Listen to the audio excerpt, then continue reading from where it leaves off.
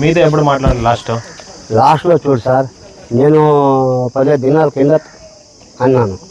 ఏమన్నాను, చూడరా మీది 6వ తారీఖు దేవరా జాతర, మాది 13వ నాగనాథ చెరువు తాండలో 13వ తారీఖు జాతర మాది. నువ్వు 10 దినాలు సెలవు చేసుకుంటరా అంటే తత నేను అక్టోబర్లో లేకుంటే సెప్టెంబర్లో వస్తాను, అంతవరకు నాకు సెలవు ఇరు, నాకు వచ్చి కూడా అవ్వదు అని.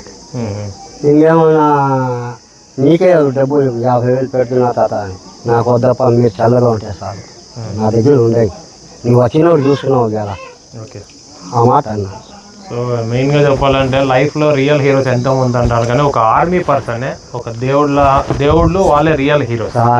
దేశం కోసం ఇక్కడ పోలీస్ అన్నా నీతో 10,000 మాతో 5,000 తీసుకొని వాళ్ళు అట్లా చేస్తారు, కానీ ఇది అట్లా లేదు కదా సార్. అది అగ్ని విద్యం సార్.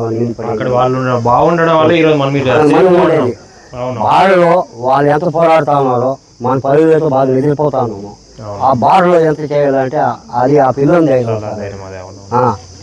ఏమంటే ఈరోజు పోయినాడు ఒకడే ఉన్నాడు